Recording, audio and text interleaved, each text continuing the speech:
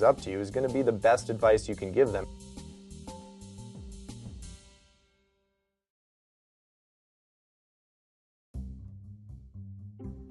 What do you get when you combine the holiday season with its spirit of giving? Copious amounts of food, including casseroles, cranberry sauce, and other complex carbohydrates, and, best of all, relatives, each of whom arrives bearing baggage of his own and perhaps a legal question or two. As Alec Clayton is about to discover, when attorneys go home for the holidays, it can be the perfect recipe for a professional pitfall. Hey! Hello! How are you? I'm well, happy Thanksgiving. Hey! I got this for everybody here. Yeah. Oh my Good to see you. Yeah, it's so good to see you. We're just about to set the table. Yeah, awesome. Absolutely. Hey there. Hi, long time no see. Oh yeah, well, Thanksgiving only comes once a year to bring the whole fam back together, you know. We seem to be past the weddings, firstborn children, and we're not quite there with the bedside and funerals and all that to bring everyone back. That is a lot of cynicism for this early. It's not even noon yet. Cheers. My dear sister-in-law, have you forgot that the Clayton family cynicism rises with the early morning sun and is utterly unaltered by morning coffee? You know what? I'm not any worse off here, though, because at least your family can wait until the Cowboys come on before erupting into a playground free-for-all.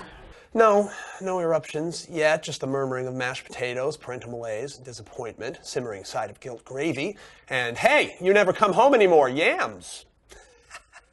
Lid usually blows off that sucker at about halftime. Speaking of us guys, where is my infamous brother? Oh, well, William is flying in separately from Chicago. He had a few last-minute work things come up that he had to take care of, so, you know, we can never do things a simple way. Yeah, well, you do live very complicated, important lives.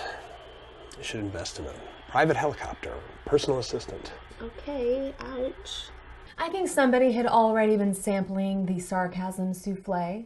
Alec, I know you and William have had your moments, but you did promise me and your mother, if I recall correctly, last year that you would at least make an effort this year. Yeah. Remember? Yes, sorry, right. You, however, are not William, so this can't count against me, can it? No. Technically, yes, it does. So you, my friend, are in the hole for today. I do, however, have one way in which you can redeem yourself. I have a legal question. Okay. Do you know a good lawyer? My father. Right. Yeah. Sadly, he is not interested in talking shop these days. Are you actually sad about that, though? Fair point. Sadly, are you kidding me? What do you want to hear? Another story about a mucked up multinational merger that he saved by the skin of his teeth at the 11th hour with all of his brilliance and connections? When I married William, I knew we would never have to hire an attorney. His dad's an attorney, his brother's a darn good attorney, and he doesn't have a friend aside from me that's not a lawyer. Anyway, since you are the approachable lawyer in the family, I wanted to run something by you.